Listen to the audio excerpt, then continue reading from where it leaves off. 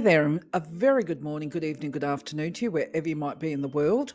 Welcome to the channel. Welcome back, as always. For those that are new to the channel or new to any of my videos, my name is Anna, and of course, on this channel, I try and share information with you as accurate as I can, but I'm not a geologist or anything like that. I'm simply a crystal lover, energy worker, energy teacher, that kind of thing. You can go and check out my bio on the website if you're particularly interested. Anyway, today we're going to be talking about a crystal that I call Blue Goldstone. It's an interesting one for the fact that it's actually fabricated. It's man-made, it's not naturally forming. And we'll be talking about that because Blue Goldstone is one of those crystals. I'm one of the, I guess to describe it, I'm one of those crystal lovers that actually likes them more so in their pure form as opposed to carved or ornamental or whatever.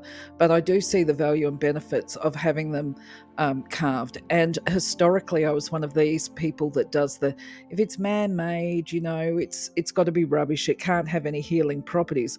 Well, Blue Goldstone is one of those ones that I came across many years ago that has made me rethink that process.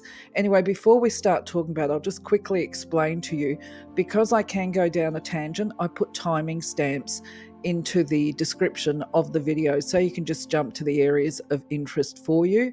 And I also invite you to put up your own experiences, beliefs, understandings, any more information that you might have about a crystal as part of growing the knowledge base for all of us. And so I'll do a thank you in advance for that. Invitation is out there, and thank you for participating. Thank you for listening, by the way, and thank you for being part of my journey. Anyway, let's just jump straight in so that I can try and keep this video reasonably short as I can.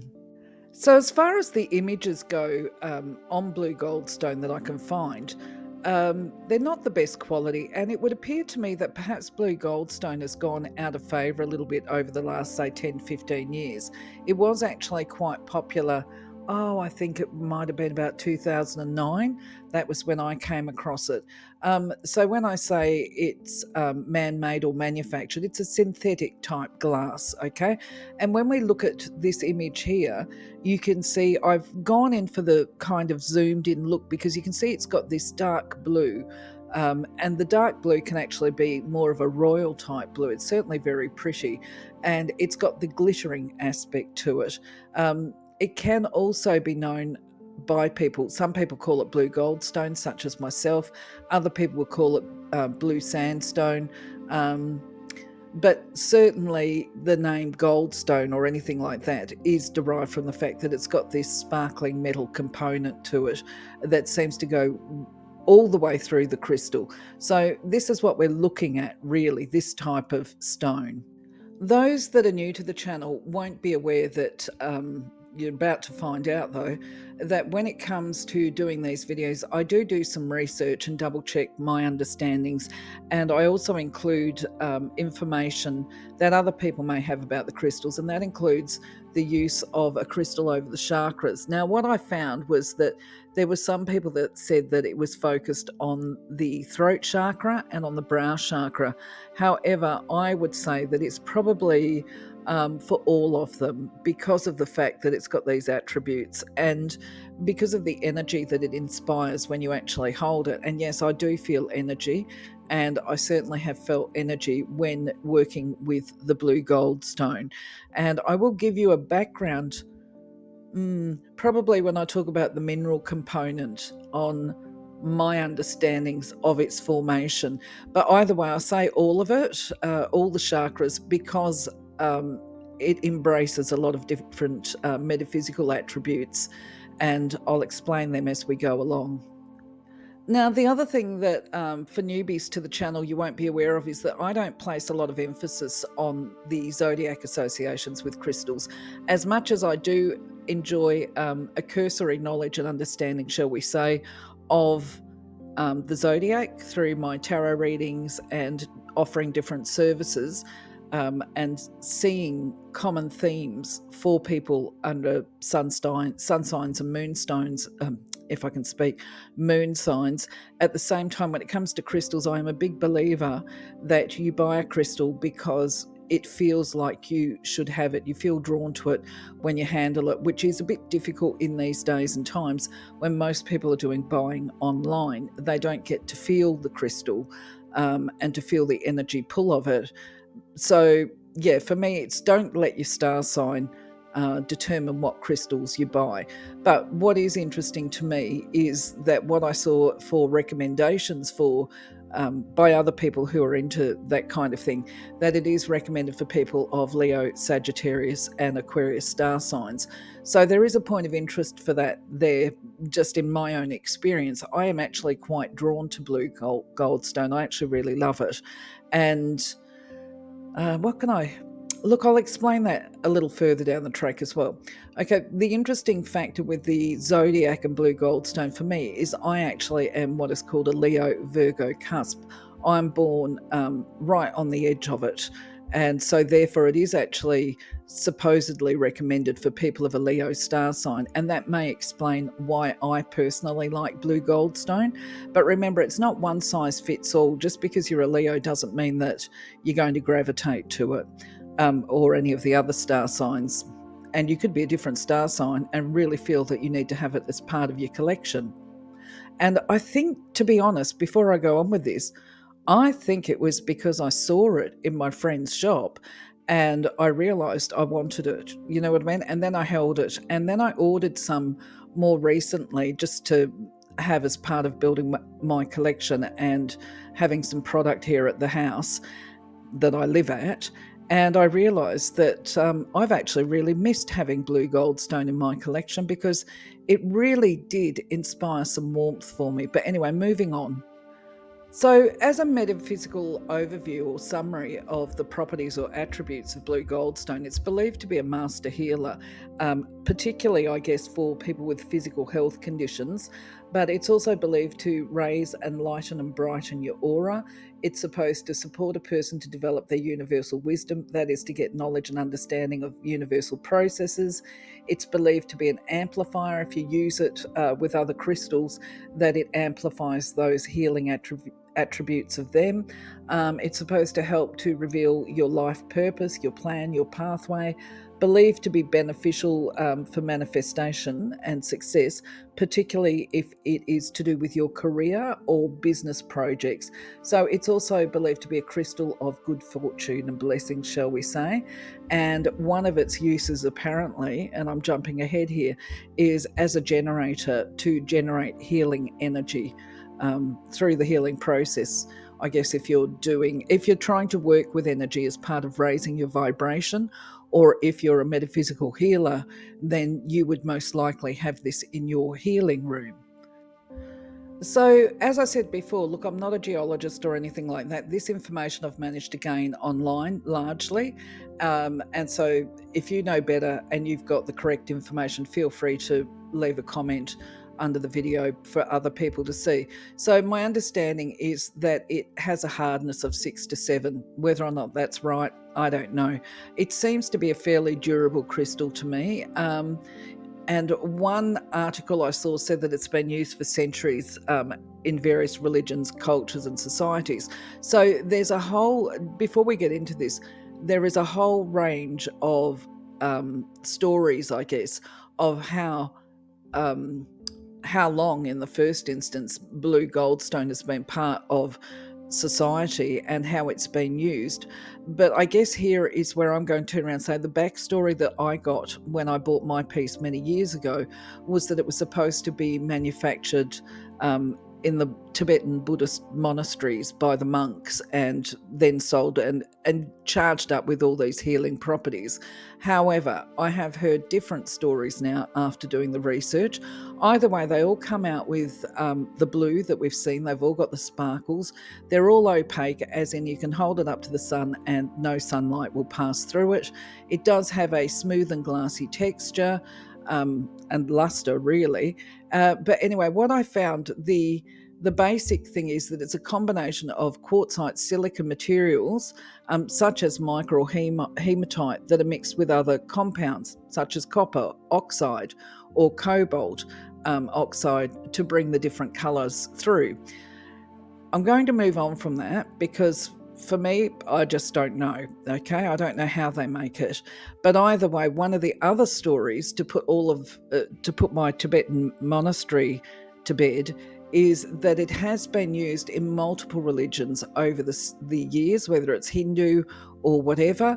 But then there was another story that I found, which was it was first created in Italy in the 1700s after some copper fell into a molten glass and gave the glass this glittery texture.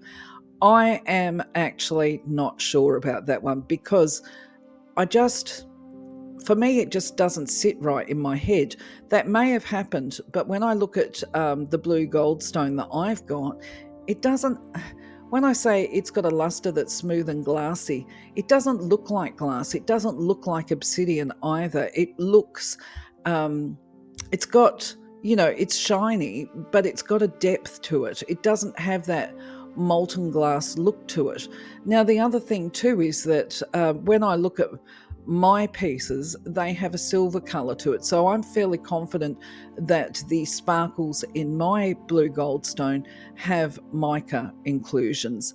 If it had copper, I would expect to see a more orange type glittery effect to it.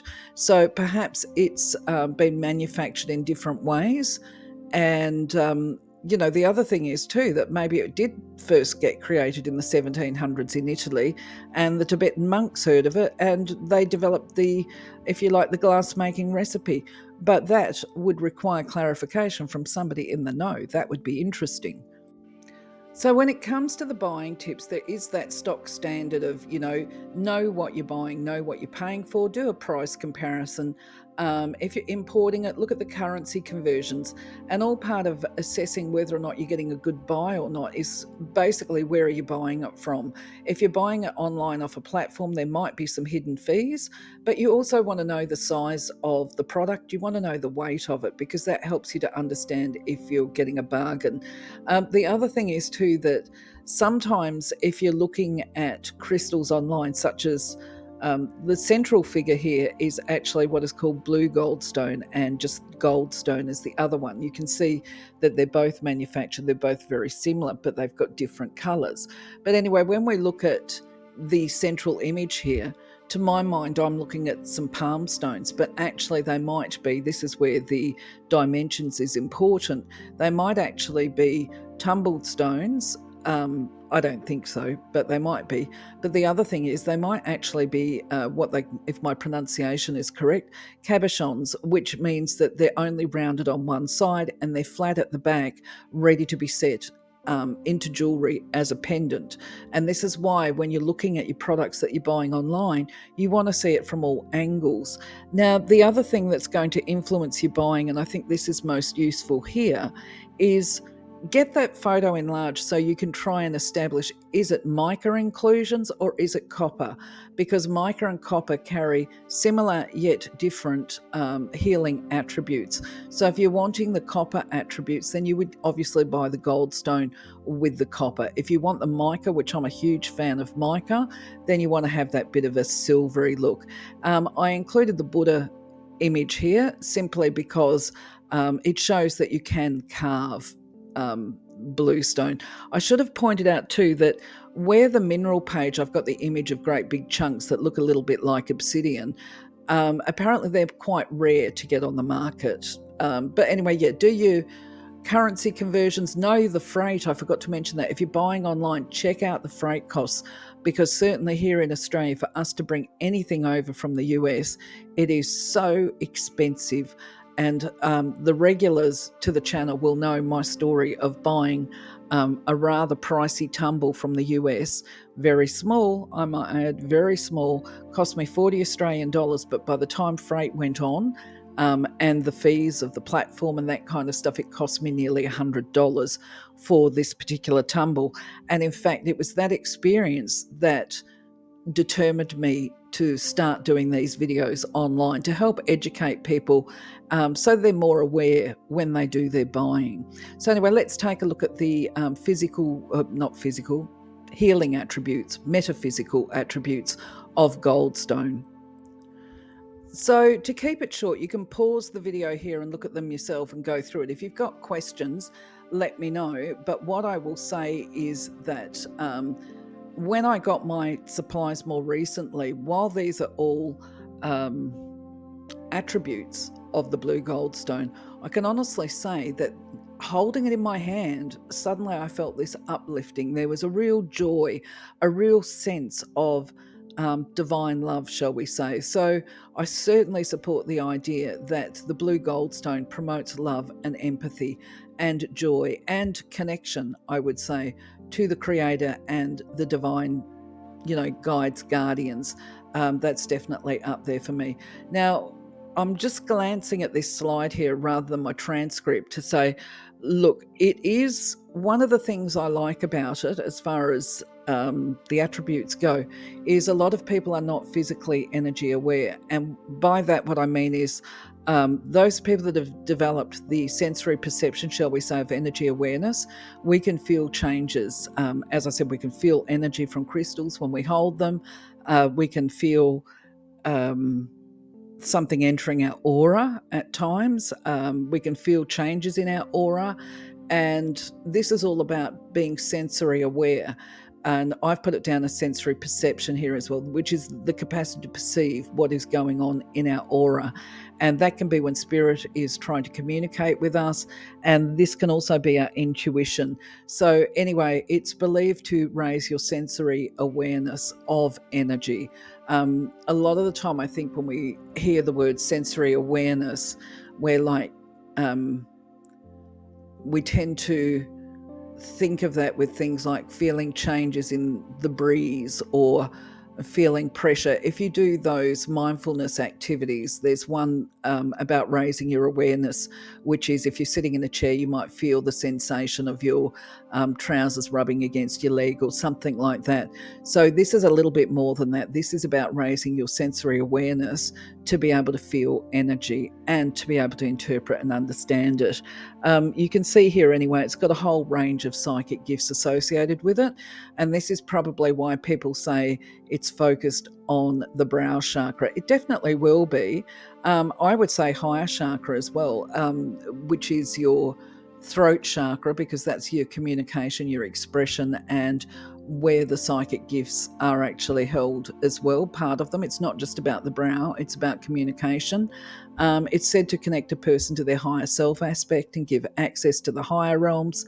And we're then talking about the crown and the the rainbow chakra that sits above the crown. A lot of people, I think, call that the pituitary one, but it's higher up in your aura than your crown. Your pituitary gland sits in your brain, so it's above that. So, just a reminder, when we talk about the physical healing and even the emotional healing attributes of a crystal, we don't disengage from our treating specialists. We can use our crystals in conjunction as a complement to the existing treatment plans. And if you've got concerns, then go and see your doctor, okay? Anyways, that's the big caution and disclaimer up there. So, as far as the physical attributes go, it's probably recommended towards people with chronic fatigue syndrome because it's said to enhance feelings of vitality and physical energy.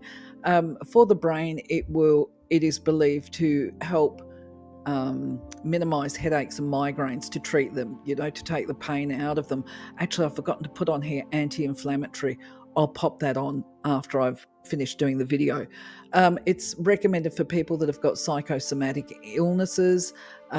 Also, I believe, because it's recommended for nervous system disorders, that it would be helpful for rebuilding neural pathways.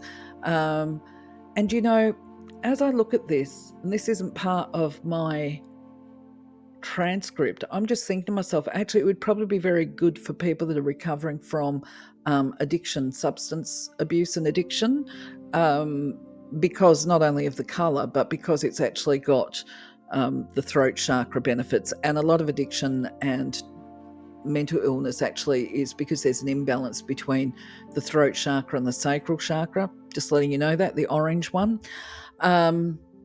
Right, okay, moving on. Anyway, so you can see here that if there's psychological disturbances, it's also recommended for people with eating disorders such as bulimia, anorexia. If you've got stomach ailments and digestion issues, you could work with it. It's said to support a healthy immune function. And as far as the muscles, if I can speak, muscular system goes, I do believe it would reduce the tension, shall we say, because these are all part of the symptoms of anxiety and depression and that kind of thing. Quite often you get tension in your muscles because you're anxious, that's part of it. So it would be helpful for reducing that. And it's also recommended for people with heart disorders and circulatory issues, and said to improve the function there. So moving on. So, as far as the emotions and your thinking processes go, it's supposed to support, um, obviously, dealing with the anxiety and depressive thoughts, the negative thinking. If you're a reactive person or you find that you emotionally react to things, it would be recommended, because reactions are often founded in thought distortions, some thinking, processing problems. It's believed to mitigate phobias as well. How would I explain that? Calm them down, perhaps. If you suffer from mind clutter and overthinking, it's believed to help clear the mind and get some clarity. It is believed to be an emotional stabilizer and balancer, and promotes feelings of joy, safety, happiness, which of course is brightening and lightening the mood. If you struggle with attitudes of potentially even a crisis of faith and that kind of stuff, if you've been through a lot of adversity, sometimes it's difficult to hold that positive attitude. So anyway, it's supposed to enhance positivity, help restore and build upon faith, hope and trust, and to give people courage and resilience and what is needed to endure adversity. Now, I say that knowing that people are going like, what? Do we really want to be enduring adversity? Look, the way I believe that it works is by helping a person to see that this is stuff that we're going through and there is a light at the end of the tunnel, right? And it is about persevering. And often people give up just before that finish line, if you like. They're almost there. They've just got to go that little bit further and then everything's going to turn around. Life is cyclical. It is the wheel going round and round. And it's true that sometimes it bottoms out, but the wheel always turns around and goes upwards again. So other attributes include enhancing and promoting creative expression, motivating and inspiring new ideas, positive ideas. And there is that willpower and determination to get to that finish line. That takes a little bit of inner strength, shall we say. If you're a student or studying, it's believed to support concentration and focus, enhance that. And it's said to promote that journey of self-discovery, becoming self-aware, accepting ourselves for who and what we are, and being authentic with who and what we are. Certainly communicating and expressing our truth and having the confidence to do that. Another interesting one that I'm interested in, and I don't know if anybody's got experience of this, but it's apparently recommended for children that have a fear of darkness or being outside during the evening or the night times. I should really be talking about this when we talk about uses, but I think if you've got a child that's got a fear of the dark, there may be a pendant. But if it can't sleep at night because it's frightened, of the boogeyman in the cupboard or whatever, you could perhaps place a little bit in their bedroom, on their bed table, or even under the pillow. Speaking of uses, probably this Blue Goldstone angel sculpture here would be perfect to put in a kid's bedroom if they're scared of the dark or fear of nighttime. But anyway, going back to suitable uses, obviously the way we want to use the crystal, such as the attributes we want to benefit from it, is going to determine the type of crystal that we're going to purchase. Ornamental will do ambient uplifting of the energy in a room, including your healing rooms. What else have I got? If you're attempting to raise your light vibration, then you might want to meditate with palm stones. You could even do it with tumbled stones. what else have I got? Jewelry. You could use jewelry as an amulet of protection or as a symbol of devotion, shall we say. If you're trying to retrain your neural pathways as part of keeping your attitude, thoughts, and emotions light and loving, you could wear it as a talisman of protection or whatever. If you're doing crystal healings, you might want to have a generator cut blue goldstone for your healing room. Or if you're looking to connect with your higher self and channel spirit communication or whatever, you might want to hold a generator in your hand. Palm stones, tumbled stones I always like to wear in a macrame necklace. In fact, actually, I'm thinking today I probably will put on a blue goldstone tumble, simply because this video has reminded me how much I actually like it. So I'll be giving that a shot later today. But how do you use it? If you've bought it, if you've tried it, how do you find it to be the most effective for you, and what was your intention and purpose of using the crystal? That would be interesting to know as well. I'm going to go to the transcript here because I typed this up when I was reflecting doing the video. So first of all, in the first instance, it's, most crystal messages are going to be contextual to the person and their situation and where they're finding themselves at in their life. When it comes to the blue goldstone, however, I believe there is an overarching message for everybody. So it's a bit generalistic, which is basically, you of all people and all people are worthy of divine and unconditional love. It's the knowledge that we all make mistakes, but they don't prevent us from experiencing the love and forgiveness of the divine and the creator by whatever name you call them. It could be he, her, whatever.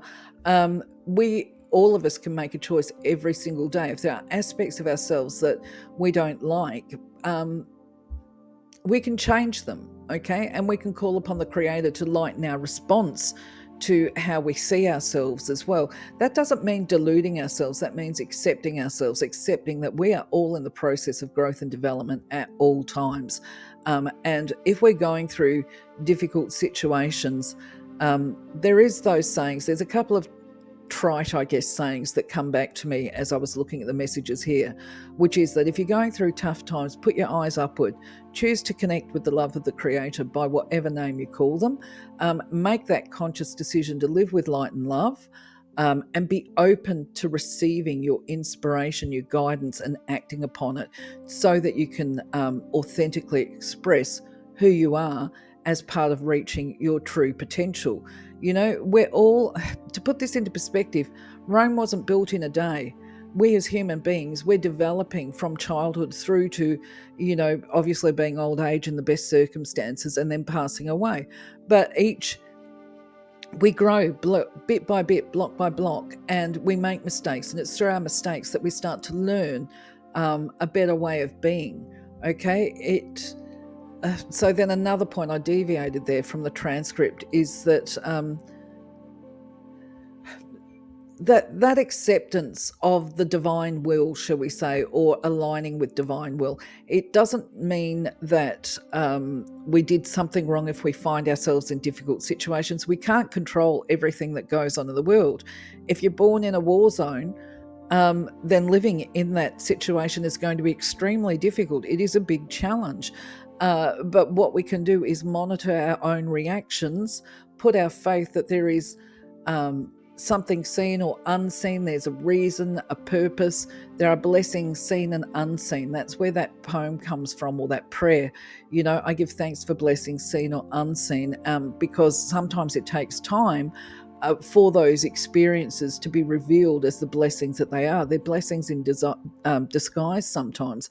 And it could simply be, I don't mean to minimize, I haven't lived in a war zone and I would hate to, but the point being that if you are living in that war zone, you're learning things still, and it's about learning how to use that information to positive ends and not necessarily selfish ends. Survival's going to be part of it if you're in a war, but there'll be other things there, which could be how to survive on a budget, how to get by perhaps when your home is gone, how to connect with nature, how to be grateful actually for the small things in life, and what might be important to you what are the most important things? And most likely it's going to be that you can't rely on anything around you that's physical or tangible. The important things are the relationships and the connections that we make with both other people and certainly with the Creator as part of finding our pathway, shall we say. I mean, I'm sure there's a lot of people that are going to have a different response to me. I think probably I'm thinking about that because obviously it's so politically hotbed at the moment. But for me, it's like in all situations, there is something to be grateful for. We can find it if we look. We choose to see the silver lining. That becomes a conscious thing. Of course, my experiences are not related to a physical war zone as in a nation. But if you've been through unhealthy relationships, they're actually, some of those violent ones are referred to as being like in a war zone, which is why some women that, well, probably men too, that survive horrendous domestic violence, they can have PTSD, which is basically described the same as soldiers that have survived a battle zone. So it is a case of working with what we've got.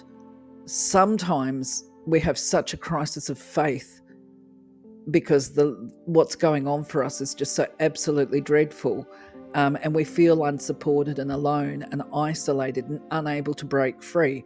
But at the same time, when we align with Source, Creator, and the energy, and we put our eyes upwards, I'm reminded, and I'm being oversharing here.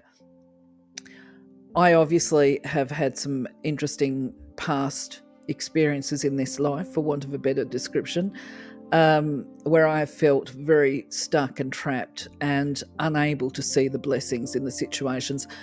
Even despite connecting with my guides and that kind of thing, I actually lost faith in them. That's a story for another day.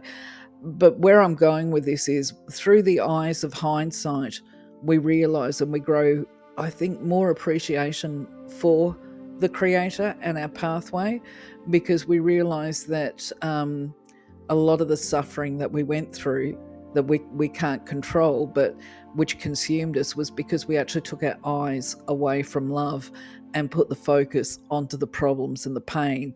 And so I guess the clear message, summarising this here, because I've drifted totally off my transcript, is that it's okay to be you. It's okay to be human, and keep the faith. I think keep the faith. It might take a while for those blessings to be revealed, but hang in there. Focus on the silver lining. There's a light at the end of the tunnel. It's got a time frame to it. And those dark days, when you look back, you will realise that you were never alone. You felt alone, but you were never alone. So anyway, I'm going to leave that one with you. It's been a long recording here. So as far as caring for your Blue Goldstone goes, look, it's fairly durable. While some people say it's a glassy type crystal, and I wouldn't necessarily disagree with that, it is one of those crystals, I believe, that actually if it falls out your bra and hits the bathroom floor, it's not going to break in half. It can be scratched if it's placed next to rougher type crystals. I wouldn't be putting it on unpolished selenite, for example. I think selenite will probably scratch it. And if it's next to it, oh, by the way, I'm talking about if it's polished Blue Goldstone, I think it will be scratched by uncut and unpolished. But certainly as far as cleaning it, it will cope, I believe, reasonably well with water immersion. I did see somewhere that you should avoid soaking it in water for long periods of time because it may damage the surface or the metal inclusions. That's not something I've tested, but I sort of think that if you were one of those people that like to do your cleansing and recharging of the metaphysical attributes, that you could put it into a bowl of water. I wouldn't not do it. I probably should do it just to test it. But I'm also one of those that I haven't done it for a while, but every now and again when it comes to tumbles, I actually like to put them into a cloth bag and take it out to a river and basically hold it in free-flowing water That's just one of the things that I feel really helps to invigorate the earth qualities back to the crystals. But you can do energizing and recharging any way that you feel comfortable with. Some people like the idea of the smudging and the smoke using the sage and that some of the incense. I've done that. I'll do that if I feel like it, if I feel drawn to do it.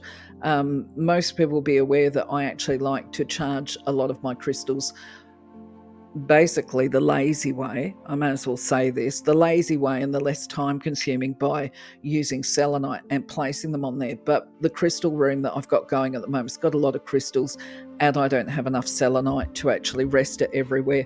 So that being the case, what I will often do is the smudging or the incense in the room, opening the window, of course, to let the stagnant energy go out. What else do I do? Not so much the music. No, I don't tend to use sound so much when it comes to crystal cleansing and charging these days. I may do energy work, creative visualizations, or the use of, because I do Reiki, I might do Reiki from time to time. But obviously, that's very personal for how we look after the crystals. Oh, I should say, I don't think any crystal is going to do very well if it's exposed to some flame or some heat. It's going to be quite unpleasant for it. I would imagine, and I haven't tested this, but I think that blue goldstone would probably suffer if it was stuck out in our harsh Australian sunlight in the middle of summer. Probably not a good crystal for your windowsill, especially if you're living in a place like Kalgoorlie or the desert or something like that. It's probably going to strip the colour out of it very quickly. That being said, I am open to any ideas you might have. I've got a video up caring for your crystals and attuning your crystals, and I'll put those links in the description for you as well. Once again, I invite you to make your suggestions. So, my friends, once again, I have waffled on quite a bit. My apologies. However, just a request. If you've managed to make it this far, besides the fact that I say thank you for being part of my journey and well done and go you, patience of a saint, if you found any information on the video useful to you or you've gained something, would you mind giving us a thumbs up, please? That would be really appreciated, would help keep me motivated making other videos. And also, of course, feel free to put your comments up. Until then, I'm going to say, well, until the next video, I'm going to say thank you again. Thank you, thank you, thank you. Power of three. And I'm going to wish you a blessed week, blessed day. Take care. Catch you on the next video. Bye-bye for now.